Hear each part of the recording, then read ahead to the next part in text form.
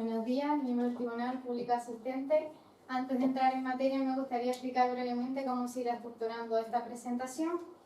Se comenzará contextualizando el origen de la misma para luego pasar a las hipótesis de partida de aquellos objetivos que sustentan el trabajo. A continuación se hará un breve resumen sobre aquellos aspectos más importantes encontrados en el estado del arte para explicar la metodología desarrollada y aplicada durante este trabajo. Después se hablarán los tres bloques principales de investigación de esta tesis. El primero de ellos, el diseño de las diferentes microtexturas desarrolladas. Para continuar con la mejora del equipo de microelectroconformado, que ha sido clave para poder obtener esas cáscaras de cobre microtexturizadas. Para final, el tercer bloque va a ser aquel de la validación de los electrodos microtexturizados a través de diferentes estudios y se concluirá presentando la actividad divulgativa desarrollada a la comunidad científica, así como las principales conclusiones y líneas futuras desarrolladas. En lo que respecta al primer contacto con el mundo de la texturización de superficie, este se remonta al curso 18-19, concordando con la finalización del grado en Ingeniería en Diseño Industrial y Desarrollo de Productos. En el trabajo fin de máster se desarrolla una órtesis para visas en la cual se aplica un texturizado funcional que garantiza, por una parte, un mejor agarre a la piel del usuario, así como una mayor transpirabilidad a través de un diseño orgánico inspirado en la textura de Voronoi. Tras esta experiencia, se decide profundizar en el ámbito de los procesos de fabricación avanzada, cursando el máster en Ingeniería de Fabricación en la Universidad de Cádiz. Aquí se tuvo la oportunidad de participar en el proyecto Texture, que estaba encargado a la mejora del rendimiento funcional de las superficies mediante texturización a diferentes escalas. Este proyecto presentaba una diversidad de objetivos y una de las actividades principales fue el desarrollo de un estado del arte, una revisión del estado del arte de los electrodos microtexturizados desarrollados a través de electroconformado.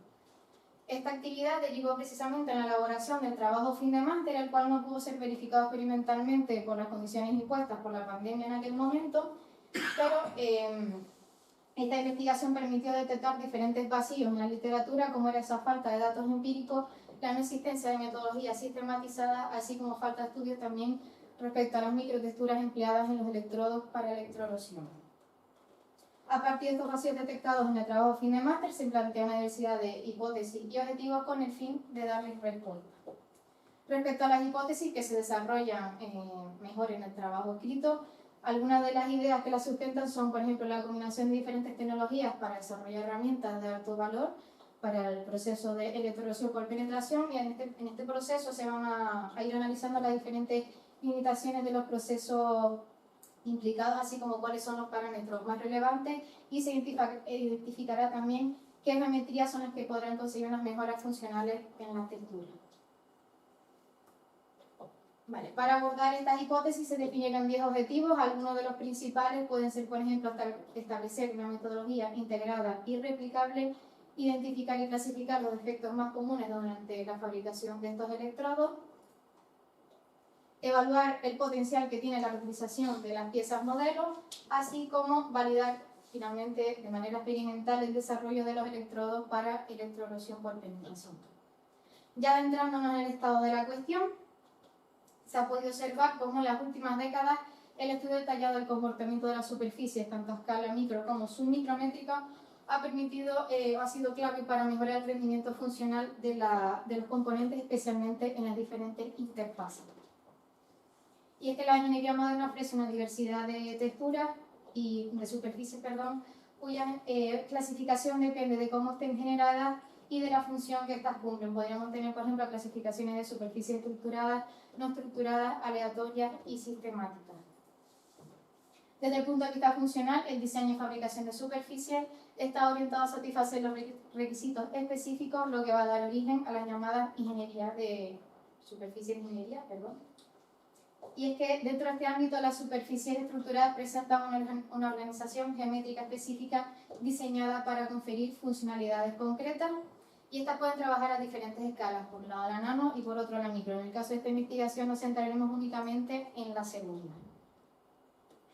También la evolución en la industria manufacturera ha elevado las expectativas sobre el rendimiento de los componentes fabricados, y aquí el texturizado escoge especial protagonismo por su capacidad para generar micro y nanoestructuras que modifican significativamente el comportamiento funcional del material. A diferencia del acabado superficial, el texturizado lo que busca es crear estructuras superficiales deliberadas, es decir, estas pueden ser sobre relieve o bajo relieve, como se muestra en la imagen, donde se puede conseguir un mayor suministro de lubricante, por ejemplo, si generamos microtexturas bajo relieve en forma de semiesfera. Si bien el objetivo principal consiste en la texturización funcional, no debemos perder de vista el potencial estético que tiene, ya que la textura superficial también contribuye a esa percepción visual del producto, jugando con un papel en el diseño industrial y el valor añadido recibido por el usuario. Además, dentro de la texturización de superficie, la ingeniería ha encontrado una inagotable fuente de inspiración en la naturaleza a través de un enfoque interdisciplinar que se conoce como biomimesis o biomimética. Algunas de las texturas principales que se suelen trabajar, por ejemplo, es la piel del tiburón por su comportamiento hidrofóbico, el pie del gecko por su comportamiento en adherencia y algunas que no tienen tanto comportamiento funcional, pero sí son más de carácter estético, como la piel de algunas frutas, en este caso la piel de la llama. Actualmente las tecnologías modernas permiten fabricar texturas de alta precisión y repetibilidad a diferentes escalas, y dentro de los procesos de microfabricación podríamos encontrar 4 principales grupos en función de su principio físico. Tendrían por una parte los procesos de eliminación de material, los de deformación de material, autoformación de material y adición de material. En esta tesis específicamente nos centraremos en 2 de ellos. El primero sería el de adición de material con fabricación aditiva y electroconformado, y el último de sustracción de material con el proceso de electroerosión por penetración. En la fabricación aditiva, esta incluye un conjunto de tecnologías que nos va a permitir obtener objetos tridimensionales a través de la adición sucesiva de capa a capa, donde una de las principales ventajas que tenemos es la elevada precisión para generar geometrías complejas. Dentro de las diferentes técnicas disponibles en el grupo de fotopolimerización, nos enfocamos en la estereolitografía, concretamente la estereolitografía por máster, o más conocida como MCD. Esta tecnología utiliza resina fotosensible que es curada a través de luz ultravioleta y presenta, además de una gran precisión, la capacidad de generar piezas de manera múltiple, de manera simultánea, y requiere de muy poca infraestructura y bajo costo. En general, la fabricación aditiva, según comenta la literatura, se destaca por esa capacidad de integrar directamente las texturas en nuestras piezas, y concretamente la tecnología de MSLA también va a permitir esto, evitando procesos secundarios, reduciendo significativamente los residuos, así como los tiempos de producción. En cuanto al electroconformado, que es la segunda técnica empleada, esta se basa en la electrodeposición controlada de metales sobre un molde o sustrato o pieza modelo, con el propósito de replicar a través de una pieza metálica con gran precisión esa geometría base sobre la que se adhiere la capa metálica, a nivel incluso submicrométrico. En cuanto al propio proceso, podemos decir que los cationes metálicos del electrolito se van a ir migrando a través de un campo continuo eléctrico hacia la parte del cátodo para irse deposicionando átomo a átomo sobre esta superficie. Podemos considerar, por tanto, que los principales elementos que vamos a tener en cuenta es la solución electrolítica, el ánodo, el cátodo y así como la fuente de alimentación que va a permitir que se genere el proceso. A nivel operativo, en cuanto a los parámetros principales, podríamos encontrar, por ejemplo, la naturaleza, geometría de estado superficial del cátodo, así como la relación de este con su ánodo, o, por ejemplo, concentración de iones metálicos o ánodos auxiliares, pantallas o escudos aislantes. Este proceso, por las características que tiene el baño, normalmente se suelen utilizar piezas modelo de materiales no conductores. Cuando es así, lo que debemos hacer es hacer conductoras las caras activas de esta pieza, o por el contrario, si estamos trabajando con materiales que sí son conductores, recubrir aquellas zonas en las que no nos interesaría que se genere la deposición. Además, hay que tener en cuenta la relación ánodo-cátodo, que normalmente la literatura nos suele decir trabajar en rangos de una escala 1:1 o a veces 2:1. El último proceso, el de electroerosión por penetración, como indicaba, está surgido para solucionar los retos de la maquinabilidad de materiales que son difíciles de mecanizar. Además, permite obtener formas complejas con tolerancias estrechas y acabados superficiales de alta calidad. En cuanto a su principio básico, este consiste en la aplicación focalizada de energía térmica a través de descargas eléctricas controladas que lo que van a hacer es erosionar el material a través de microcavidades. Una de las principales partes que tiene este proceso es el electrodo, ya que este va a ser la herramienta con la que se trabaja y está sometido a diferentes tipos de desgaste.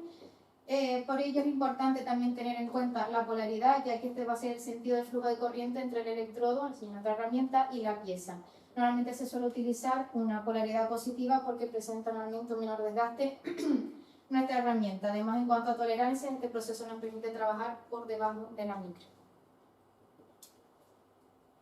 Y es que para estos electrodos la industria busca acortar estos tipos de fabricación, ya que estos suelen representar un 30% de los tiempos totales de producción, y es por ello que en los últimos años, a partir de los 90, se han explorado diferentes tecnologías como la fabricación aditiva o el electroconformado con la intención de fabricar estos electrodos de una manera más eficiente y más económica. Existen dos métodos para fabricar estos electrodos de materiales no conductores. Por una parte tendríamos el método directo, tenemos una pieza modelo, se le aplica un recubrimiento y ya se convertirá en nuestra herramienta final. O tendríamos por otra parte nuestro método indirecto, tenemos nuestra pieza modelo, se aplica un recubrimiento, a partir de este recubrimiento sobre la zona que está por el otro lado se le aplica un refuerzo, y esto lo que va a generar es que por una parte tengamos nuestra herramienta con la cáscara y por otro lado la pieza modelo. De esta forma, con nuestra pieza modelo podemos seguir utilizándola y generando más herramientas. En este segundo método indirecto, que se puede utilizar como técnica del electroconformado, hay que tener en cuenta el espesor de la electroforma, ya que este debe soportar las cargas del proceso de electroerosión por penetración. Además, como indicaba, también se debería aplicar un refuerzo a esta electroforma para proporcionar una mayor estabilidad estructural, y esto puede ser a través de materiales metálicos o no metálicos. Por tanto, si hacemos una comparativa entre los electrodos mecanizados de manera convencional y los electrodos electroconformados, podemos ver que a nivel de rendimiento son comparables. Además, permite generar múltiples herramientas en un menor tiempo, además de generar menor cantidad de residuos, pero por otra parte podemos decir que tiene normalmente una mayor tasa de desgaste. Aún así, esos bajos costos, la alta capacidad de generar geometrías complejas y al estar alineado con los criterios de sostenibilidad, va a ser una solución técnica y económicamente viable. En cuanto a la metodología, esta se redactará ahora en el apartado 4, y la sistematización ha sido clave para asegurar la reproducibilidad del proceso y la validez de los resultados obtenidos. Esta metodología se va a clasificar en 3 grandes bloques, como decía al principio, que van a estar encarados a los diferentes procesos que se aplican, y dentro de cada uno de ellos van a haber 3 fases, lo que hará un total de 9 fases en la metodología diseñada. La primera de las fases consistirá en el diseño de las texturas junto con la pieza modelo. Una vez obtenidas las diferentes texturas, pasará a su fabricación a través de la tecnología de MSLA. Durante toda esta investigación se han utilizado diversos equipos para poder mejorar la precisión de la geometría, intentar llegar al menor tamaño posible, y además han trabajado también con diferentes tipos de resinas en función del requerimiento y de la fase en la que estuviéramos en la tesis. Al principio se usaba, por ejemplo, resinas transparentes como las que tienen en la mesa, para poder observar cómo se deposita el cobre en el proceso de electroconformado, y en las últimas etapas se utilizaba resina de alta precisión para intentar bajar ese tamaño de las texturas. Una vez teníamos las piezas generadas, se hace una inspección y medición de las mismas a través de equipos de alta resolución para ver si había algún error, algún material adherido que pudiera afectar a la calidad de las electroformas posteriores. Como las piezas son de materiales no conductores, había que realizar un metalizado de las mismas. En este caso se utilizaba el proceso de sputtering, que permite depositar capas metálicas a nivel de átomos, mejorando la conductividad sin afectar a la precisión geométrica. Durante la tesis también se utilizaron varios equipos que permitieron metalizar tanto en oro como en oro paladio. Una vez se tiene la pieza ya metalizada, por lo menos en la cara activa, se hacen los respectivos recubrimientos y se introduce en el equipo desarrollado para microelectroconformado, donde se podrán obtener esas cámaras. Una vez tenemos las mismas, se extraen cuidadosamente de las piezas modelo y se realiza una inspección de las mismas. Por una parte, inspección con equipos de alta resolución para ver algunas defectologías, y por otra parte, con toma de espesores a través de los comparadores adaptados para esta aplicación. La séptima fase viene a ser ya la preparación del propio electrodo. Cuando se extrae esa cáscara, se le aplica un marco y se recubre con masilla epóxica. Una vez se endurece, se extrae el marco y ya nuestro electrodo estaría disponible para introducirlo en el portal diseñado también específicamente para este trabajo y ya estaría pues, disponible para el proceso de electroerosión, que sería la siguiente fase donde se aplicarán únicamente condiciones controladas de acabado, porque no nos interesa poner bajo condiciones extremas estos electrodos, sino ver si realmente es viable el uso de los mismos y cómo sería la funcionalidad de las texturas obtenidas. Una vez tenemos las texturas obtenidas, se hará una última inspección tanto de la superficie erosionada como de esos mismos electrodos para ver el desgaste que podría haberse llevado a cabo y por tanto se volverá a hacer inspección visual con equipos de alta resolución, así como otros estudios, por una parte de rugosidad y por otro estudios de comportamiento de la superficie con mediciones de ángulo de contacto. Vale, ya entrando en la primera fase de la metodología, se detallarán los aspectos claves del diseño, así como algunas de las evoluciones llevadas a cabo. Se comienza con una pieza modelo desarrollada a través del proyecto Texture en otro trabajo de investigación. En este caso, como se puede observar, tenemos por una parte la zona de conexión del electrodo y por otra parte un área cuadrada donde se van a generar las diferentes microtexturas. También este diseño principal va a tener un detalle, que es que en la parte inferior se realizaron unos orificios cónicos que iba a permitir una mejor extracción de la cáscara, así como una evacuación más fácil de la resina en el proceso de fabricación. No obstante, durante toda esta investigación se llevaron a cabo diversas consideraciones de diseño y la primera de ellas tuvo lugar con reducir ese espesor de la pieza para tratar de disminuir la cantidad de material que se emplea sin afectar a la funcionalidad de la misma. Además, en los primeros ensayos, uno de los problemas que se vio era la falta o la no correcta conductividad del electrodo cuando se metía dentro del proceso de electroconformado y por ello se decidió colocar un hilo de cobre para ver si mejoraba esa conductividad. Como eso a veces funcionaba, decidimos mejorarlo generando un canal por el cual sí se podía introducir ese hilo de cobre, pero claro, después de diferentes pruebas lo que se observó es que esto daba más problemas que beneficios y por tanto se decidió hacer un rediseño general en el cual se quitaba tanto el canal como esa primera parte que tenía la pieza de inicio de conexión. Directamente se rediseñó el sistema de sujeción del cátodo y ahora presentaría una mayor área para poder tener una mejor conductividad. Además, uno de los problemas que se observó durante la fabricación era el elevado peso de los archivos 3D. Por ello, en la fabricación CAD, en el diseño CAD, perdón, lo que se hizo fue aislar la parte en la que se realizan los texturizados, como pueden ver en la cajita de la esquina, donde solo se diseñaban las texturas por esa parte para evitar ese alto peso y justo antes de la fabricación se integraba con el resto de la pieza modelo y ya se podía fabricar. Después de las diferentes texturas que se fueron realizando a lo largo de toda la investigación, se hizo una clasificación de 3 principales grupos. Los 2 primeros de ellos tenían que ver con el elemento generador de la textura. Tendrían por una parte texturas geométricas, como pudieran ser las matrices de semiesferas, texturas bioinspiradas, usando por ejemplo las escamas de piel de tiburón, y las texturas estéticas, las cuales partían de un diseño 2D que se le aplicaba un relieve y ya se convertían en texturas. Este diseño inicial proporcionó una base útil, pero a medida que se avanzaba se quería hacer ajustes en las texturas, pues intentando escalarlas, reestructurarlas o orientarlas, y se veía que había que partir de cero en el diseño.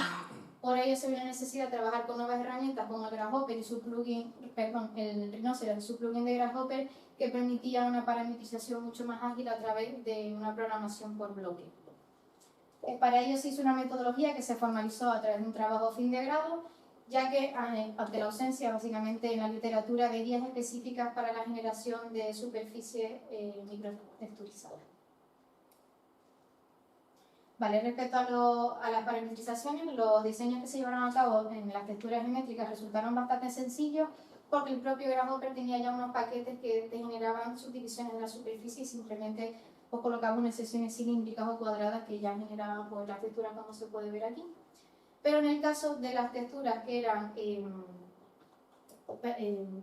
bioinspiradas, estas resultaban de mayor complejidad, ya que por una parte había que rediseñar o darle forma a ese elemento generador y por otra parte a la reestructuración que iba a seguir este elemento a lo largo de la superficie.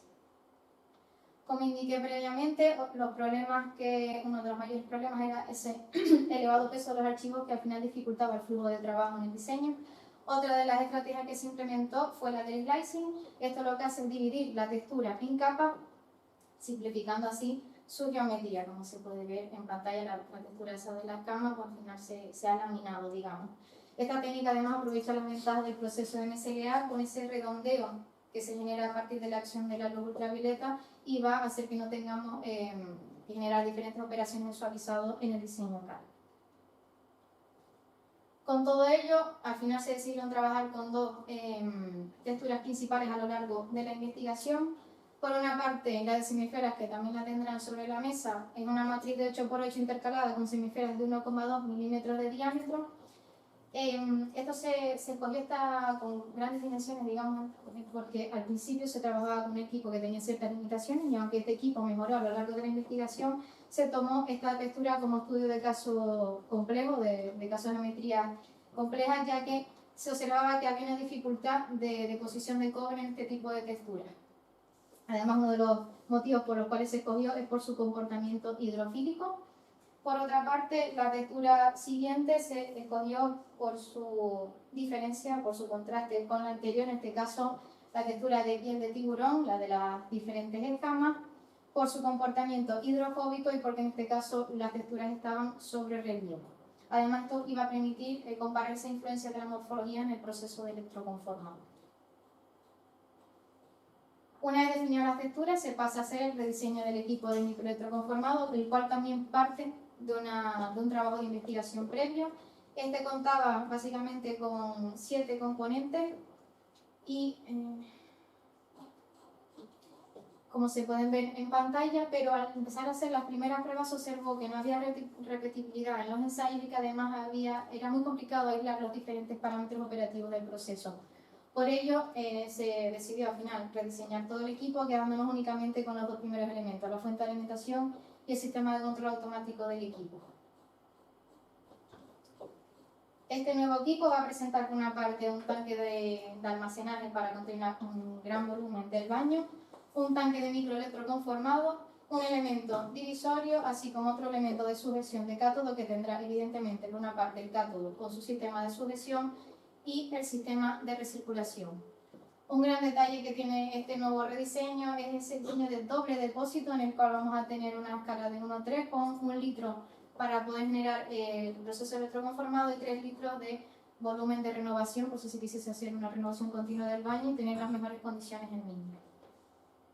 Este elemento divisorio va a tener dos funciones principales. Por una parte, separar esa cantidad de baño y por otra, albergar algunos de los componentes innovadores, entre comillas, de este nuevo diseño. Por una parte, la bomba peristáctica, que a diferencia de las anteriores, el caudal no va a fluir dentro ni va a tocar ningún elemento mecánico de la bomba, por tanto, va a hacer que se evite su deterioro prematuro. Y por otra parte, cuando el flujo sale de esta bomba, se introduciría en el filtro de partículas, que será ese otro elemento novedoso, en el cual va a permitir quitar todo tipo de partículas que puedan contaminar el baño y por tanto hacer que esté en las mejores condiciones posibles.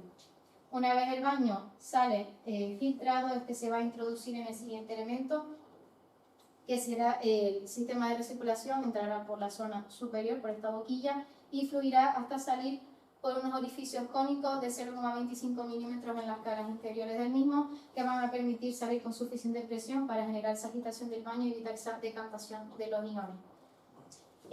Además, esta potencia va a estar, se puede regular, digamos, a través de la propia potencia que suministra la bomba. En cuanto al sistema de sujeción del cátodo, una de las mejoras que se hizo para poder mejorar esa conductividad era pegar una platina de cobre con microtexturizado a su vez, que iba a permitir tener un mayor contacto con ese área presente en la pieza modelo y por tanto no tener problemas a la hora de pasar la conductividad eléctrica. Este sistema se coloca el cátodo y vamos a tener, con la pieza modelo vamos a tener por una parte el protector de la pieza para evitar deposiciones en los laterales y por otra parte una pantalla protectora. Esta última se ha diseñado para mejorar ese flujo de iones hacia la zona central, que es la que nos interesa porque es donde va a estar aplicado el texturizado. Por último, para poder colocar tanto el sistema de recirculación como el sistema de sujeción del cátodo, necesitaremos otro elemento, en este caso el elemento de sujeción, que va a tener diferentes ranuras colocadas a 20 y 30 milímetros para que estos elementos se posicionen siempre en una misma posición durante los diferentes ensayos. Por tanto, este rediseño ha dado lugar a un equipo robusto, reproducible y de bajo costo que va a permitir estudiar de manera aislada las diferentes variables y obtener cáscaras de manera repetida sin tener diferentes errores como se producía al principio. Una vez optimizado el equipo, se procede a la fabricación de las cáscaras de cobre. El programa de deposición final, el último que se trabajó, el que se ve en pantalla, evidentemente hubieron diferentes iteraciones a lo largo de toda la investigación, porque primero se partía de un programa que combinaba voltajes e intensidades. Esto daba lugar a fallos a la hora de interpretar los valores porque operaban en rangos diferentes. Entonces, en primer lugar, se decidió trabajar solamente con valores de intensidad y establecer, en este caso, pues 5 fases, que fueron variando 4 o 5, al final nos quedamos con 5, las cuales aumentan de manera gradual para mejorar esa deposición del cobre en los ensayos, consiguiendo así una mayor repetibilidad, que el proceso se reduzca el tiempo, ya que se partía un ensayo de 24 horas y ahora prácticamente estamos trabajando solo con 5 y consiguiendo unos espesores relativamente buenos de 0,2-0,3 milímetros. A continuación, pues se presentarán los diferentes estudios para estudiar esos parámetros aislados involucrados en el proceso electroconformado. El primero de ellos fue el estudio de la distancia ánodo-cátodo. Se toma como referencia estudios de la literatura que indican que a una menor distancia entre estos elementos debería haber una mayor deposición de cobre. Teniendo esto en cuenta, se utiliza ese elemento separador que comentaba anteriormente, utilizando las ranuras separadas 20 milímetros, que son las específicas para la sujeción del cátodo. Y de las diferentes 7 posiciones que tiene disponible, utilizaremos únicamente las 2 de los extremos y la central. En este caso, el ánodo estará colocado en una posición siempre fija en nuestro tanque de microelectroconformado. Se hicieron unos primeros ensayos con piezas modelo metalizadas en oro paladio. Si bien aquí parece que los resultados son relativamente homogéneos, hubieron mucha dispersión en los resultados, se hicieron numerosos, parecía que no había concordancia entre unos y otros, y se empezaron a ver cuáles eran los posibles fallos, los posibles problemas que pueden estar afectando. Se observó que finalmente el problema estaba en el metalizado de la pieza modelo, y es por ello que se realizó una segunda tanda de ensayo metalizando únicamente con oro. Aquí ya se puede ver cómo los resultados empiezan a tener más concordancia, empiezan a tener cierta repetibilidad, y se puede ver cómo en la primera de ellas, que la distancia más corta, va a haber siempre una mayor deposición de cobre. Por tanto, esto concuerda con lo que indica la literatura y además evidencia esa importancia de la distancia entre elementos. Es uno de los estudios del efecto de renovación del baño. En este caso vamos a tener en cuenta 2 variables. Por una parte, el tipo de recirculación, puede ser sin recirculación, recirculación continua o intermitente. Y por otra parte, la potencia de la bomba, que puede estar funcionando al 60, 75 o 90%.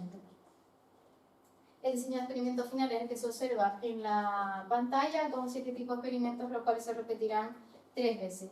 Además, en el caso de la recirculación intermitente, este va a tener un funcionamiento de un ciclo de encendido de 5 minutos y 10 de apagado. Si tenemos esto en cuenta, habrá más o menos 4 renovaciones por hora, que dará un total de unas 25 renovaciones más o menos en todo el proceso de electroconformado. Se hicieron 2 tandas de ensayo, por una parte electrodos reutilizados para ver si realmente era viable este diseño de experimento, y por otra parte electrodos nuevos ya metalizados únicamente con oro, por lo que comentaba previamente. De los diferentes parámetros que se monitorizaron, estaba en primer lugar el voltaje de los buffers, el peso de las electroformas, volumen depositado y espesor medio. En cuanto al estudio de los buffers, este normalmente suele tener los peores comportamientos cuando está la recirculación intermitente, donde se puede apreciar, por ejemplo, en el buffer 4, ese comportamiento de encendido y apagado, subida y bajada de la bomba. Respecto al peso, ya se consigue una homogeneidad. En cuanto a los valores, aquí podemos ya ver que el peso ronda los 3,2 gramos, y respecto al volumen y espesor que se calcularon de manera teórica, pero vamos a tener en cuenta este espesor medio de 200 micras. Porque a continuación lo que se va a hacer es un estudio real de cómo va a estar distribuido realmente ese peso a lo largo de la electroforma, y para ello lo que se hizo fue una matriz de 8×8 que tendrá en el centro una matriz de 4×4, permitiendo así tomar datos de zonas planas, zonas microtexturizadas, zonas con borde o redondeadas. De los resultados obtenidos mostrados en mapas de colores se puede ver que, por ejemplo, para la recirculación más baja del 60%, en ambos casos, intermitente o no intermitente, vamos a tener un claro efecto, o defecto en este caso, de borde, obteniendo los mayores espesores en la zona de poco interés. Lo mismo sucede cuando tenemos potencias intermedias, donde este efecto de borde se suele remarcar un poco más en la zona inferior, y esto todavía es más notable en las potencias elevadas de bomba, donde en este caso llegan incluso a 400 micras en la zona inferior de las cáscaras, y en el caso de la intermitencia tenemos incluso valores en cero, que quiere decir porque no se ha generado deposición, sobre todo en esa zona texturizada que es la zona de interés. Lo mismo ocurre de manera parecida en el caso cuando no se utiliza la recirculación. Por tanto, si bien vimos que en cuanto a valores de peso estaban bastante homogéneos, esto no quiere decir que las cáscaras estén correctamente generadas. Por esto también se estudió la desviación de espesor, observando que claramente aquellas con intermitencia y con altos valores de bomba van a ser las que tengan una mayor desviación de espesor. Por tanto, se intenta dar solución a esto y lo que se hace son otros dos estudios. Por una parte, el de desgaste del baño y por otro, el de efecto de la pantalla protectora. Respecto al primero, se planteó un poco más como línea futura, pero se hicieron algunos ensayos preliminares. Se compararon tres baños: baño contaminado, baño muy usado y un baño nuevo. Como se puede observar aquí en la gráfica, a medida que el baño mejora, se ve que hay un aumento de la deposición, aunque esto no es muy significativo. Lo que sí es significativo es la calidad de las cáscaras obtenidas. Cuando se emplea un baño contaminado, se observa que la deposición solo se genera en las zonas planas y las zonas microtexturizadas quedan completamente sin rellenar. En el caso del baño muy usado, sí se rellena, pero este relleno aquí es bastante defectuoso, parece que se rellena como por encima, no termina de coger esa forma final. Y bueno, evidentemente la mejor de las cáscaras es la que utiliza baño nuevo. Además, se puede ver la diferencia de brillo entre el baño nuevo y el baño contaminado. El otro estudio es el del efecto de la pantalla, motivado por esos defectos de borde que veíamos anteriormente. Y aquí se puede observar también en el mapa de colores cómo pasamos de un estudio sin pantalla, donde tenemos un claro defecto de borde en la zona inferior, en el caso de la textura semesfera, a una distribución mucho más correcta, mucho más homogénea a lo largo de toda la cáscara. En este caso se pasó de una desviación estándar de 103 micras a solo 34 micras, o sea, solo un tercio de este valor. También se hizo el estudio con la piel de tiburón, que la que mencionaba la otra textura clave, pero además se añadió semifera sobre relieve para ver ese efecto entre bajo relieve y sobre relieve con el mismo tipo de textura. Se observa que no solo se homogeneizan los resultados a lo largo de toda la cáscara, sino que además los valores de los máximos valores se encuentran en la zona central, en esa zona texturizada que es la que nos interesa. A modo de resumen, podemos ver que pasamos en primer lugar de unas 100 micras o cerca de las 100 micras en las primeras texturas, y cuando se aplica esa pantalla protectora podemos llegar a la textura sobre relieve incluso a las 300 micras en esa zona texturizada. Por tanto, evidentemente este nuevo elemento va a tener una gran repercusión en la calidad de las electroformas obtenidas. Aunque el análisis de crecimiento de la electroforma fue como el principal análisis que se llevó a cabo, pues también se tuvieron en cuenta otros estudios a lo largo de las diferentes fases y también con el objetivo de validar estos electrodos en su funcionamiento. Como la fabricación de estos electrodos implica una cadena sucesiva de procesos, estos van a llevar consigo diferentes desviaciones que se podrán ir acumulando y al final afectarán a esa geometría final. Por tanto, uno de los primeros estudios lo que se hizo fue un estudio dimensional de las principales texturas, la de semifera y la de tiburón, con tal de ver cuál era dentro de los diferentes procesos que acumulaban mayor cantidad de error. Para ello se establecieron diferentes dimensiones en cada una de las texturas. Como se puede ver aquí, en el caso de la de piel de tiburón se tomó el largo de las camas por considerarse que era aquella dimensión que podría estar afectada en mayor medida respecto a la dimensión CAT. Además, se tuvieron en cuenta durante 3 etapas esta medida: en las piezas modelo, en las cáscaras electroconformadas y en la pieza erosionada. Para ello se llevaron a cabo estas mediciones junto con las primeras pruebas de electroerosión para estudiar esas piezas erosionadas en la Universidad de Cádiz durante una estancia en julio del 2022, donde se utilizó equipamiento de altas prestaciones como el equipo Alicona que ven aquí en pantalla y que ha permitido generar este mapeado de las texturas que se han estudiado.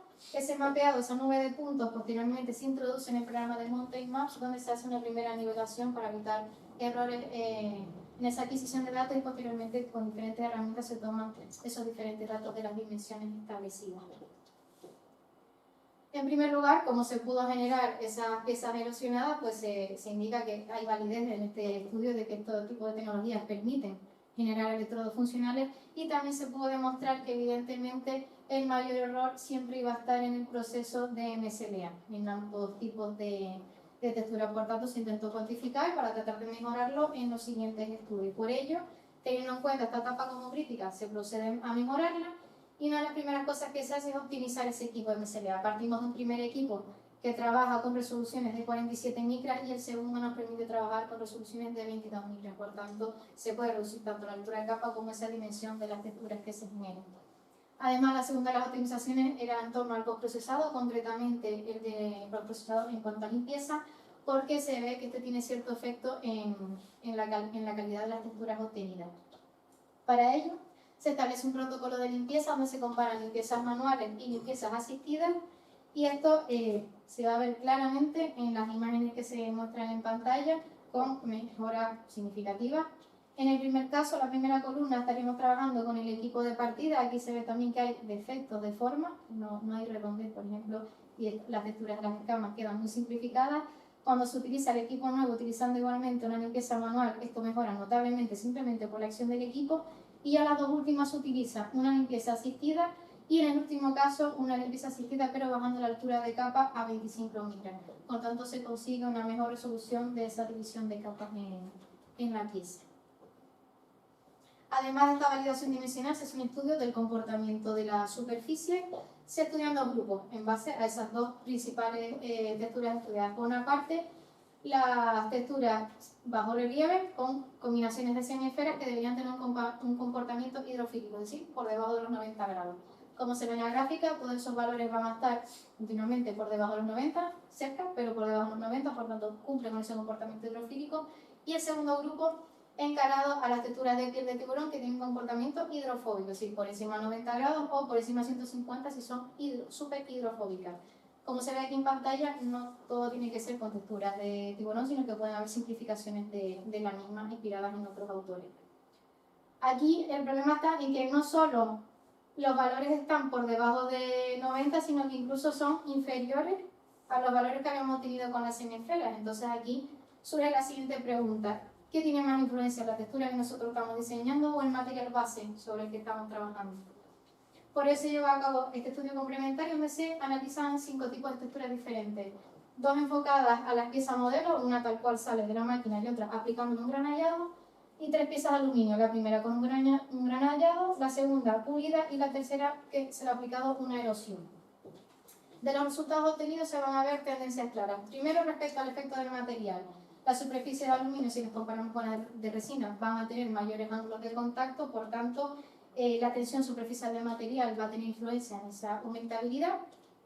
En cuanto al efecto del acabado superficial, cuando se aplica el granallado a la resina, disminuye el ángulo de contacto. Cuando se aplica sobre el aluminio, aumenta el ángulo de contacto.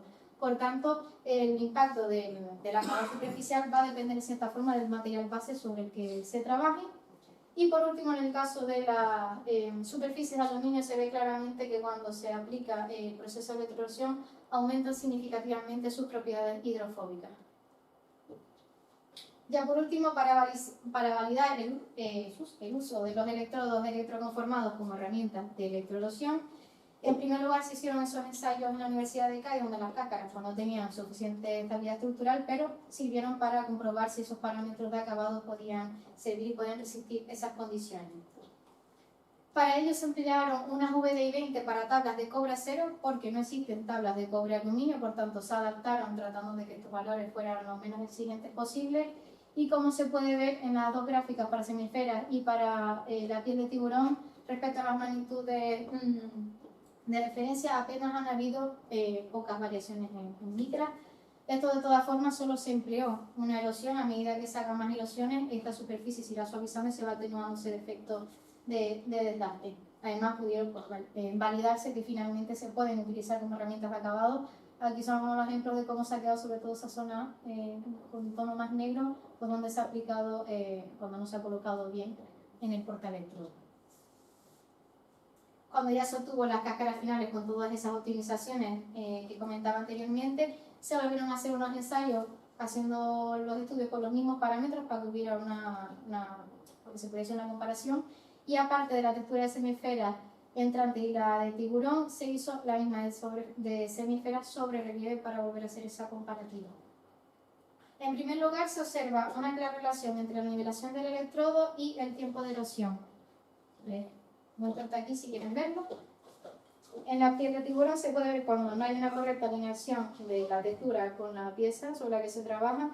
Los tiempos van a ser muy pequeños, en este caso 15 minutos, 13 minutos, pero cuando ya se genera correctamente, los tiempos incrementan hasta 52 minutos. Por tanto, la correcta nivelación va a tener una gran influencia en el tiempo de mecanizado. Y por otra parte, la segunda influencia, que también la podrán comprobar ahí, va a ser el tipo de textura que se trabaje. Cuando se trabaja, por ejemplo, la de semesfera sobre relieve, se empieza a trabajar con el área plana del electrodo, por tanto va a haber un mayor área mecanizable y por tanto va a haber una mayor implicación y va a tardar mucho más la erosión. Por otra parte, vamos a tener la relación también de desgaste entre el electrodo y la pieza. Tanto la de tiburón como la de semesfera sobre relieve tuvieron unas relaciones bastante correctas, pero en el caso de la bajo relieve hubo un problema, y es que cuando se generó la primera erosión se vio que no se había hecho un llenado correcto de las semesferas y entonces se perdió la primera parte de las mismas y eso hizo que hubiese un mayor desgaste del esperado en esa primera erosión, que esto se refleja sobre todo en la tasa de desgaste. Teníamos un 15% de tasa de desgaste en la primera erosión que bueno, se va teniendo un poquito a medida que se genera la siguiente. En el caso de las de sobre relieve, este comportamiento es bastante correcto. Y en cuanto a la tasa de material eliminado, el que tuvo mejor comportamiento es el de la semesfera sobre relieve en torno a 1 milímetro cúbico partido milímetro, minuto, que esto concuerda con valores que dice la literatura de otros autores cuando se utilizan electrodos electroconformados para operaciones de acabado. Nada destacar en este caso porque es lo que comentaba antes, que vienen precedidos de los defectos. Vale, además de los electrodos electroconformados, sí quiero hacer un pequeño estudio comparativo con un electrodo macizo mecanizado para ver cómo podía ser el caso de desgaste del electrodo. Primeramente descartamos el bajo relieve por los defectos que le comentaba, ya que esto no va a tener una comparativa real, y se puede observar cómo el electrodo macizo va a tener una mayor tasa de desgaste que los otros dos electrodos electroconformados. Por tanto, a nivel de rendimiento no son los comparables, sino que además cuando estos electrodos se generan de manera adecuada pueden ser mejores en términos de rendimiento que los electrodos mecanizados.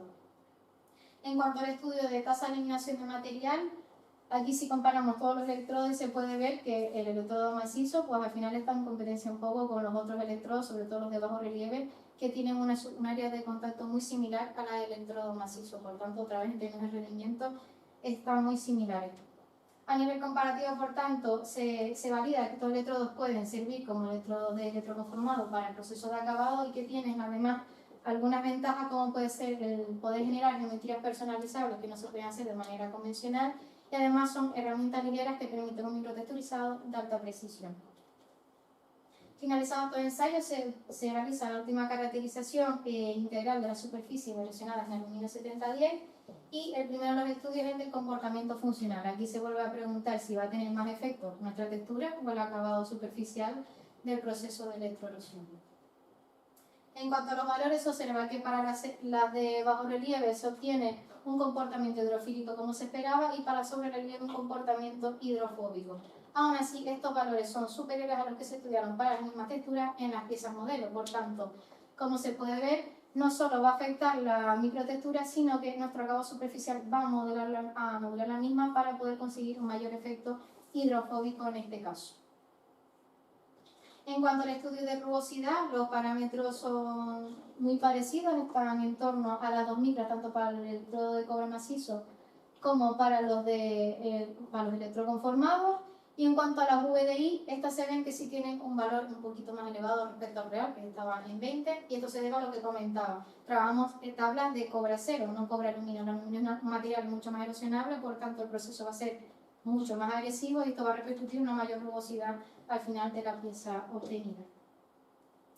Ya para ir finalizando respecto a la actividad divulgativa, aquí simplemente pues hacer un poco a modo de resumen algunas de las publicaciones que se han conseguido a lo largo de estos años, que están indexadas en revistas de alta calidad, como puede ser la Edillon con un cuartil 1 o la de Materials con un cuartil 2 actualizado los últimos datos. Y bueno, ya para finalizar con los resultados obtenidos, se permite extraer al final un conjunto de conclusiones que validan algunas de las hipótesis planteadas, así como el cumplimiento de algunos objetivos. Vale, podemos decir que cumpliendo con el objetivo 4, el uso de resinas fotopoliméricas de alta calidad, así como herramientas de diseño paramétrico, permite tener las mejores microtexturas posibles. También se identifica con que las piezas modelo no sufren ningún deterioro cuando se extrae la cáscara metálica, cumpliendo también, por ejemplo, con el objetivo 6. Si nos basamos, por ejemplo, en las conclusiones relacionadas con el ámbito del electroconformado, se cumple también el objetivo 7 al hacer ese rediseño del equipo de microelectroconformado que va a permitirnos mayor conocimiento de las diferentes o de los diferentes parámetros implicados en el proceso, así como se valida esa hipótesis 4 de que las soluciones a nivel macro se pueden aplicar a nivel micro con esa pantalla protectora que, como vimos, tiene una gran implicación en cómo se genera ese recubrimiento final de las cáscaras.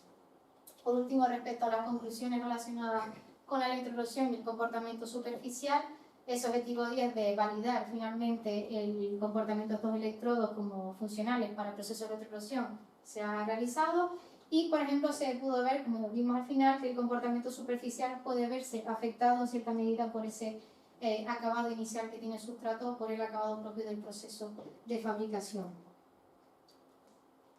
Este trabajo además sienta una base pues, sólida para continuar explorando mejoras y algunas de las líneas futuras que se plantean, por una parte, las estrategias a realizar diferentes estrategias para esa simplificación de las geometrías en los diseños MSLA, por ejemplo, hacer diseños de pantallas específicas para cada uno de los tipos de microtexturas que se generen para mejorar ese control de la deposición del cobre, hacer comparativa con diferentes baños metálicos, que esto se pensó en un primer momento, pero no se pudo llegar, comparar, por ejemplo, baños de plata, baños de níquel, y también, pues, por ejemplo, seleccionar materiales con propiedades superficiales y hidrofóbicas, si directamente queremos que tenga un comportamiento superhidrofóbico, para que ya con la textura que le apliquemos se incremente ese valor.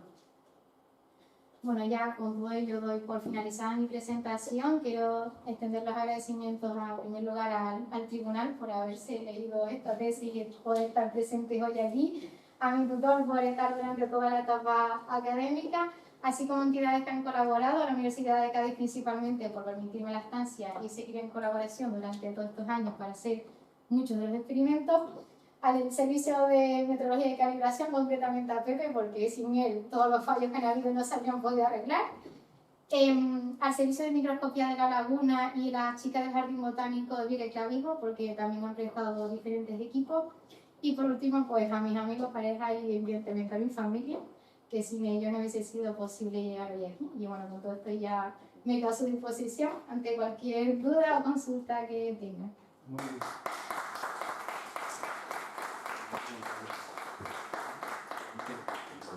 Pues muchas gracias. Les tengo que decir que por parte del tribunal no ha sido ningún problema de la tesis, nos ha encantado. Y por parte de la Universidad de Cádiz, ya que la han nombrado, tampoco. Ha sido un placer tenerla allí. Vamos a comenzar con el turno de preguntas. Tiene la palabra el profesor Gordón Pérez de la Universidad de Internet. Gracias. Bueno, Mariana, felicitarte doblemente por el trabajo y por la presentación.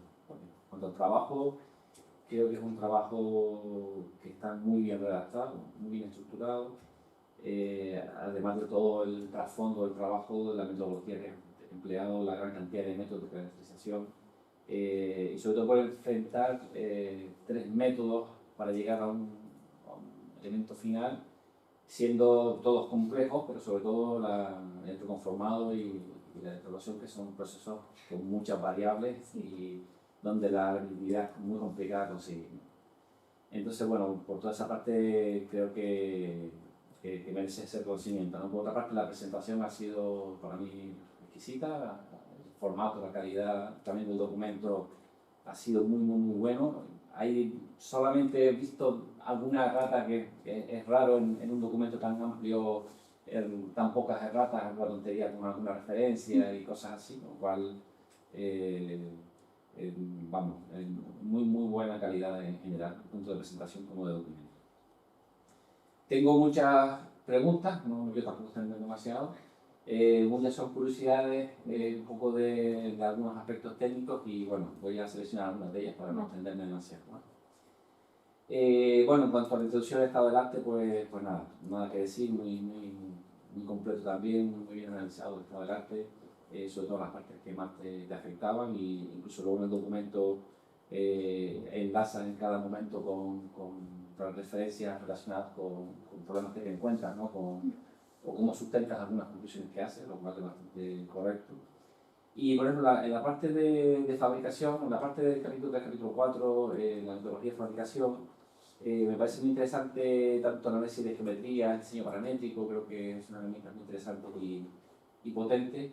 Y tengo algunas cuestiones, por ejemplo, el tema del tamaño de las texturas que tú has seleccionado, porque en el documento se ve al final del documento medidas, ¿no?, de esas texturas, al principio no están claras cuáles son las dimensiones, pero ese tamaño de textura corresponde a algo concreto, esas medidas es lo que se estila en el libro texturado. De las dos que trabajamos principalmente, Por ejemplo. como indicaba, sobre todo la de semiesferas entrantes, es una textura bastante grande en lo que respecta a nivel micro, porque estamos trabajando a 1,2 milímetros. Pero precisamente se hizo por eso, porque cuando se hicieron las primeras pruebas se compararon muchas de las texturas que están ahí y las semiesferas que tenían un pequeño tamaño no había ningún problema a la hora de hacer la deposición. Entonces, lo que permitiese bajar la máquina a nivel de tamaño y textura no era un problema, lo que sí era el problema era cómo se depositaba el cobre sobre las mismas. Entonces, cuanto más se reducía el tamaño, más fácil era para el retroconformado depositar, pero para el caso de la fabricación aditiva, si aumentábamos el tamaño, esto al final tiene una repercusión en el retroconformado. Entonces, simplemente se seleccionaron esas dos por ser de las primeras que se trabajaron por esa complejidad a la hora de depositarse el cobre, sobre todo la de semiesfera. La de piel de tiburón sí es verdad que se siguió trabajando en la misma, se pudo haber trabajado con algunas de las simplificaciones, pero por seguir comparando con los primeros estudios, tener una base comparativa real y no tener texturas que al final no pudieran compararse con esos primeros ensayos que se hicieron justo empezando la tesis. Pero principalmente el gran tamaño no tiene que ver con otra cosa, sino con la deposición de cobre. Vale, y durante el proceso, porque has analizado, además, creo que hasta está cierto, ¿no?, cómo se están acumulando los errores, ¿no? O sea, se pueden acumular los errores en tu proceso. Una pregunta que me hacía es si en el proceso de laminado en la fabricación aditiva, y en ese proceso, por llamarlo informático, ¿hay alguna limitación? Es decir, ¿el proceso de laminado te disminuye o te perjudica de alguna manera en la resolución o no tiene ningún efecto? La resolución respecto O a... sea, cuando laminas la pieza, cuando se ha laminado la pieza, eso en principio no debe afectar, ¿no?, al proceso de impresión. Es decir, tú puedes laminar casi sin limitación, ¿no? De hecho, lo puedes hacer de manera manual, o sea, tú puedes directamente ir haciendo cada una de las capas, o lo probé también, pero daba problemas luego a la hora de generar las matrices. Simplemente con programas de slicing tú introduces directamente la textura, la laminas directamente y ya tú la traspasas a tu modelo y esa es una matriz. Es otra de las opciones, pero no se vio que hubiese ningún fallo en ese aspecto. Vale, otra cuestión, cuando haces el sculpting, ese grosor, que no será no tiene ninguna afección prácticamente, entiendo, no ninguna. De hecho, hasta las medidas son las mismas. Realmente el microscopio antes y después y las medidas son exactamente iguales. No, a nivel de átomos no lo va a percibir el equipo de medidas. De hecho, es la idea, al romperse alguno de los equipos durante la investigación, se pensó en buscar otras alternativas. Algunas de ellas, por ejemplo, las típicas pinturas estas con grafito, pero claro, cuando tú empleas esa pintura de grafito, va a recubrir al final gran parte de la textura, entonces se descarta. Por eso se utiliza principalmente este método, aunque se haya visto que ha tenido que usar un equipo en otro, pero al final se utilizó precisamente porque no va a afectar esa precisión de la geometría. Vale, bien. Vale, de acuerdo. En cuanto a la parte de retroconformado, tengo la curiosidad de saber si, aun usando las máscaras, en los bordes se generaba crecimiento nodal o realmente no hubo ningún crecimiento anómalo. Sí, es verdad que para que no se diese ese crecimiento, yo lo que hice a nivel extra es que con una pequeña lija le quitaba el metalizado que se había generado en los bordes, porque a pesar de poner el protector, como el baño entra, al final el protector tiene que tener cierta holgura mínima para poder meterse en la pieza. Entonces el baño entra por la parte trasera y a veces salía un poquito de cobre por la parte justo trasera de la pieza. Entonces lo que hice yo en los últimos ensayos fue directamente hacer un lijado de toda la parte lateral, colocaba el protector encima de la pantalla. Entonces en esos casos solo se generaba la cáscara. Muy bien. Después hablas de un valor de desviación de espesores. Lo que no entendí muy bien cómo calculaba ese valor de desviación de espesores. Hablo de los resultados del conformado. Entiendo que calculas como un valor promedio y... Exacto, y sobre el promedio pues veo cuánto se desvía hacia arriba o hacia abajo. Vale, de forma global en la pieza. Sí. Vale. Pues al final tampoco hay manera de hacerlo muy preciso porque si eso es un reloj comparador con una aguja adaptada, o sea, Sí, lo veo. era, bueno, cómo se puso. Y cuando hacen esas mediciones de espesores, ¿tú crees que es posible hacer un estudio individualizado de las texturas? Es decir, o has sacado valores promedios de textura también, es decir, porque tú tienes una malla, ¿no?, donde te calcula. Sí, incluso en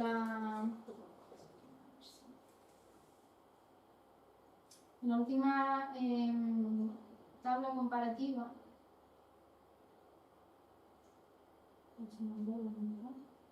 aquí.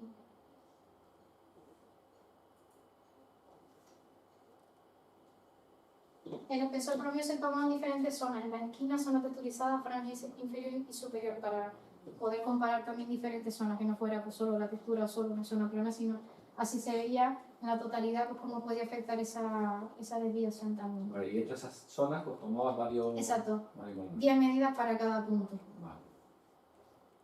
Por ahí estarán los datos en el ordenador si quieren corroborarlo de las horas que me pegué midiendo. No, lo vemos perfectamente.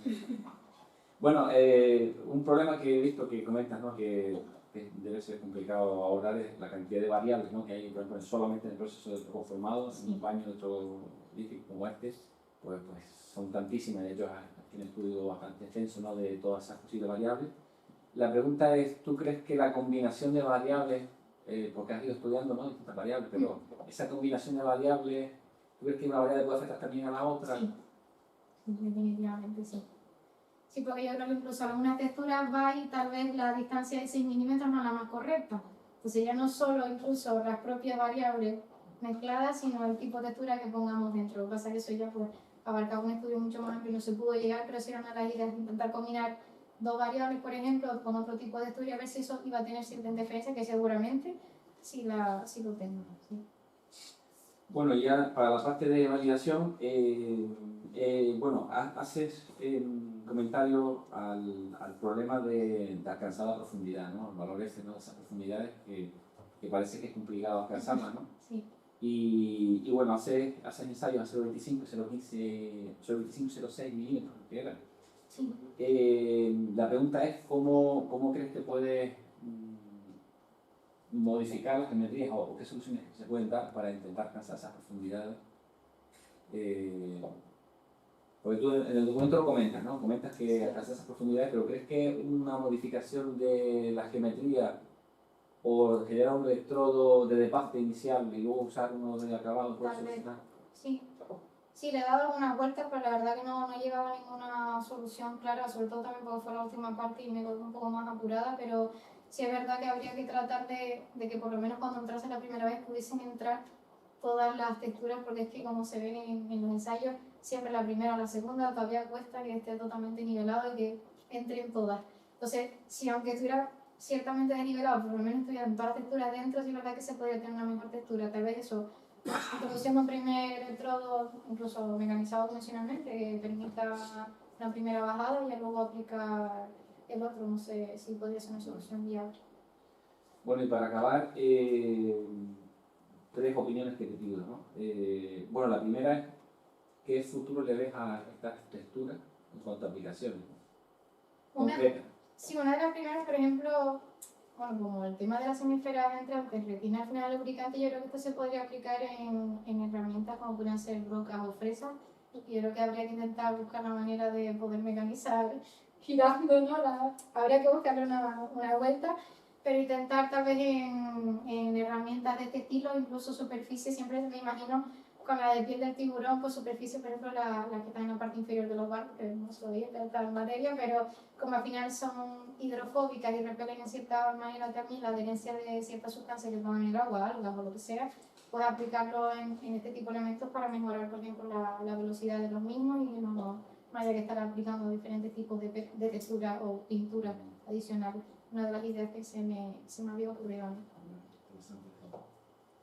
Bueno, en cuanto a la fabricación también, tu opinión, ¿no? ¿Sabes que se ha trabajado en la fabricación con electrodos de cobre obtenidos directamente por fabricación aditiva? Sí. Y te quería comentar un poco cómo ves tú la posibilidad de generar microestructuras con esa tecnología, ¿no? directamente fabricación aditiva. Que salieron, creo, si no recuerdo mal, con lecho de polvo o algo así. O... Por ejemplo, si tú crees que sería viable generar geometrías tan pequeñas para microelectrizados y luego hacer resolución. La verdad que ese tipo de tecnología no sé hasta qué resolución llegan, pero yo creo que sí, que se podría hacer una comparativa incluso. No sé, yo, sobre todo si es lecho de polvo, creo que sí se podría alcanzar ese nivel de precisión. Luego no sé si esa porosidad que pueda llegar a tener o no podría afectar luego a nivel de rendimiento en el electrodo cuando se meta a erosionar, principalmente. Ahí yo me quedaría la duda de si esos poros pueden o no tener cierto impacto, sí. Pues nada, la última pregunta ya. Simplemente, si tuvieras que elegir una línea futura de las que has presentado, ¿cuál crees tú que sería o cuál te gustaría? A mí me hace mucha ilusión de los baños, porque fue uno que puse al principio y no pude hacer y me quedó la espinilla y ya creo que sí, creo que la comparativa de baños sería interesante, porque yo creo que los parámetros cambiarían totalmente. Creo. No lo sé si sería así o no, pero no sé, me gustaría ver el comportamiento con diferentes materiales, la verdad. Sí. Pues nada, pues reitero las felicitaciones, enhorabuena, y al autor y la familia y a todos los que han estado detrás. Y nada, desearte lo mejor en el futuro. Gracias. Muy bien, muchas gracias. Pues tiene la palabra la profesora Martínez Pérez por la Universidad de Zaragoza. Muchas gracias, presidente. Bueno, pues yo lo primero de todo es darte la enhorabuena. Eso está claro, vamos a llegar hasta aquí, no es un camino fácil. Y yo creo que si hay algo que debe caracterizar a un doctorando es el tesón. Y desde luego en esta tesis está más que demostrado. O sea, no te han dejado casi ningún detalle sin justificar. Y también hago la extensiva la felicitación al director, a Pedro, porque yo desde luego mi director de tesis lo recuerdo como que era el complemento que necesitaba, por lo cual enhorabuena Pedro también. En cuanto a lo que es el documento de la tesis y la presentación. Bueno, pues una de las cosas que yo he visto, bueno, es que la presentación me ha parecido impecable, súper agradable a la vista, muy bien ordenada. El documento, lo mismo, o sea, la maquetación me parece estupenda. Y es que se nota, yo creo que se nota que vienes de grado de diseño. Espero. Espero, sí. Porque desde luego en nuestra escuela hay muchísima diferencia entre las presentaciones y los documentos que hacen los industriales, los técnicos, los informáticos con las que hace la gente de diseño. O sea que en ese sentido, enhorabuena. Sí que te daría un consejo, y es que en las primeras diapositivas que tienen mucha información y que las pasas tan rápido, pues no nos da tiempo. Entonces, en esa parte habría que equilibrar un poco mejor, desde mi punto de vista. Pero en cuanto ya has entrado en materia, en lo tuyo, se te ha visto súper cómoda, desde mi punto de vista, y además la presentación estaba mucho más equilibrada también, ¿vale? En cuanto a la redacción del documento, pues hombre, a mí muchas veces me dicen que al redactar es que soy, por ponerlo entre comillas, demasiado docente. Pero a mí me parece que eso está muy bien en los textos de investigación porque cuanta más gente puedas llegar y que lo puedan entender, pues mejor, porque no todo el mundo va a ser experto en la materia y tiene que entenderlo al leerlo. ¿Vale? Yo he aprendido muchísimo con tus tesis porque no es mi campo y pues, me he dedicado también a investigar, a preguntar y demás. En cuanto a la estructura, yo la fui leyendo y yo iba apuntando todas mis preguntas. Esto voy a preguntar, esto voy a preguntar. Y luego, según iba avanzando, se iban resolviendo temas. Y digo, ya, ¿yo qué le pregunto? Entonces, yo lo que voy a hacerte, sobre todo, pues preguntas de curiosidad y desde mi desconocimiento, ¿vale? Entonces, voy a intentar ser cronológica, ¿vale? En cuanto al previo, hablas de una tesis anterior, sí, ¿vale? De un proyecto anterior. ¿Tú participaste en ese proyecto o simplemente sí? Sí, de hecho, una de mis cometidos, digamos, era realizar ese estado del arte que derivó realmente en el trabajo fin de máster. Vale. O sea, realmente mi gran función dentro del proyecto fue elaborar todo ese estado del arte para poder seguir avanzando en la parte más experimental, ellos por su parte, ya que con la pandemia, como digo, poco se podía hacer. Que vaya estado del arco. Sí. Enhorabuena. Vale, sobre las texturas, ¿vale? Indicas que hay un poco de vacío en la generación de estas microtexturas de forma parametrizada, ¿lo he entendido bien, no? Sí. Vale. Y desde mi ignorancia, como parece que es algo como muy automatizado, ¿crees que la inteligencia artificial podría ayudar en esto? ¿Crees que merecería la pena explorarlo? Porque me ha venido a la cabeza, ¿eh? Yo creo que sí, yo soy muy fan de la inteligencia artificial, me encanta, bueno, como se ve en la tesis también lo utilicé para corroborar que realmente no había más de lo que ya había yo mirado, pero yo creo que sí, porque también he visto muchos vídeos en los que se intenta hacer también como esa programación por bloques con las guías asociadas, que ya ella propiamente pues, automatiza los procesos. Entonces yo creo que directamente tú le dices, pues quiero desarrollar este tipo de texturas, hacer diferentes variables, yo creo que sí se podía directamente automatizar esa parte de la organización, diferentes escalas y demás, yo creo que es totalmente viable a mi parecer. Muy bien, muy bien.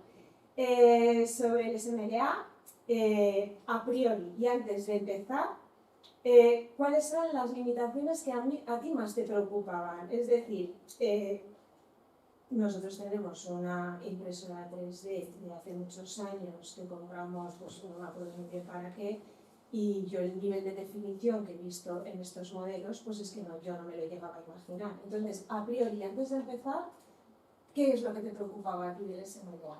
Al principio hice un montón de pruebas con un primer equipo que teníamos y no había manera de encontrar los parámetros porque no trabajábamos con el mismo tipo de resina. Entonces, para mí, calibrar las resinas fue uno de los primeros problemas que tuve. Pues, es que no hay manera, si intento bajar la resolución al máximo, se crea como una capa exterior alrededor de la pieza modelo, que yo no sabía dónde salía eso. Entonces, al final también, al tener un nuevo equipo con resinas específicas del equipo, ya se empezaba a ver que había cierta coherencia y las cosas empezaban a salir mejor, pero sobre todo la calibración de las resinas para mí era un factor clave, porque sin eso no se podía. Y se encontró, creo que lo tengo colocado en el documento, si no recuerdo mal, como una piecita específica que nos permitió trabajar directamente con eso primero y ya cuando teníamos el parámetro ya hacer las texturas y no estar perdiendo tanto material. Entonces trabajamos con eso directamente y ya cuando se conseguía pues ya íbamos directamente a generar las texturas y ya nos ahorrábamos un paso. Vale, muy bien. Sobre la elección de las microtexturas, has escogido dos, una en bajo relieve, la de las esferas, una en alto relieve, la de la piel de tiburón. Si ahora pudieras volver a empezar, ¿elegirías esas mismas dos? ¿Incorporarías alguna más? ¿Harías algún cambio de decisión con respecto a todo el trabajo que has hecho y los resultados que has visto al final? ¿O volverías a empezar con esas? Creo que me quedaría con la de semiesfera bajo relieve porque ha dado tanto trabajo que seguiría dando el mismo trabajo. O sea, creo que es una textura que sin ella no se pueden conseguir todos los resultados porque cuando se trabajó, como digo, con las primeras semiesferas de pequeño tamaño o las de tiburón, el electroconformado salía perfecto. Pero una vez se metió y se empezó a ver que había un montón de fallos, un montón de cosas, dije, vale, o sea, realmente no es todo tan sencillo como parecía en un primer momento, hay que indagar un poquito más. Y volvería a coger la misma textura porque creo que gracias a eso se han podido hacer todos los estudios que se han hecho y se ha estudiado bien el proceso electroconformado. Muy bien.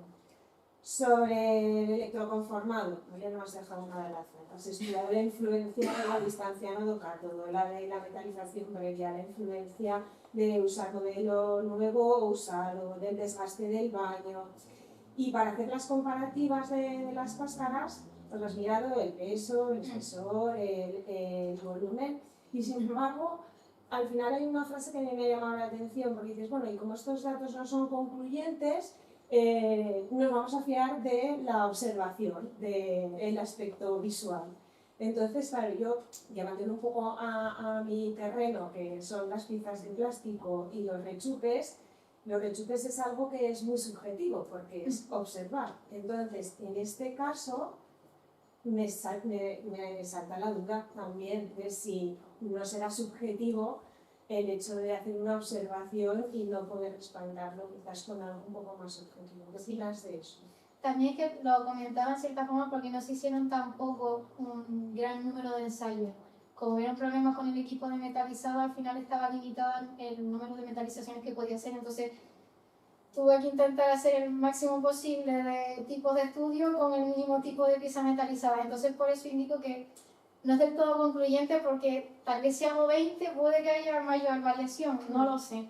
Entonces un poco también para salvarme las manos y decir, esto es así, que lo voy a hacer otra persona, haga 20 pruebas y de repente diga, pues mira, realmente hay una variación aquí que no se tuvo en cuenta. Más por eso que, pero al final, tanto la parte de toma de datos como la parte más de inspección visual, las dos se complementan, creo yo. Sin una y la otra no se podría el resultado verídico. Vale, en cuanto a la representación de los mapas de colores de espesor, ahí sí que he echado en falta la escala. Que hubieses puesto tú una escala. Vale. Porque realmente yo empecé a mirar las imágenes y al final, más que comparar los colores, que en distribución se ve claro, tenía que ir mirando los valores. Entonces, Vale. si hubiésemos puesto una escala, a la Vale, como cualquier sí. mapa de Sí, como resultados vale. que dan los programas, igual hubiese ayudado un poquito, ¿vale?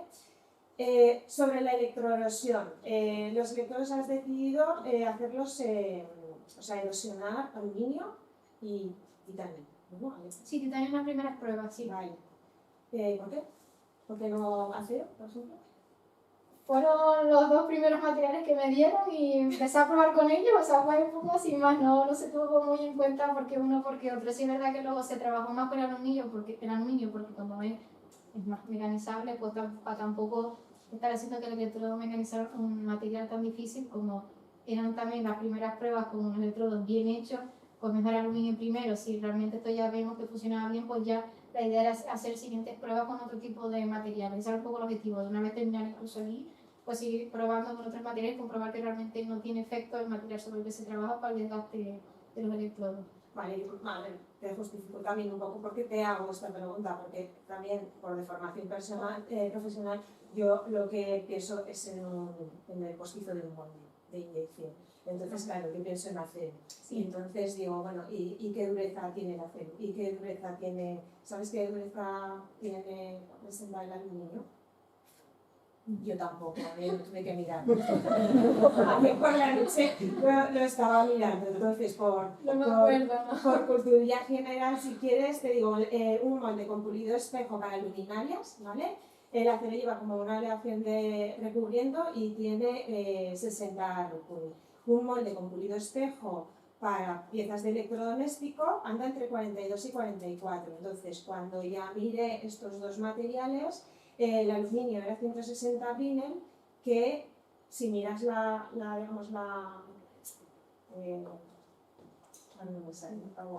equivalencia, son 3 Rockwell, o sea que es mucho más, mucho menos dulce. Sí, no. Y el titanio, ese sí que está parecido, ¿vale? Bueno, y entonces, porque creo que usted habla mucho, para terminar y también un poco desestresar, ¿vale? Bien, de todos los pasos que has dado, ¿cuál ha sido tu momento de mayor frustración? Es en el que dijiste, mira, no hay salida, porque a mí me pasó y yo dije, esto no va a tener final.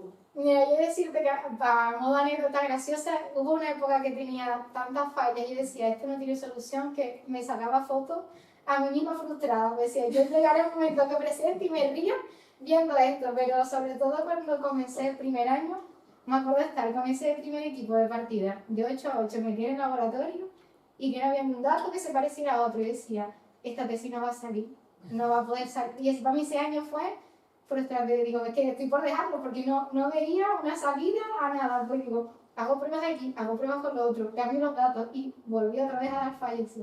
No puedo más.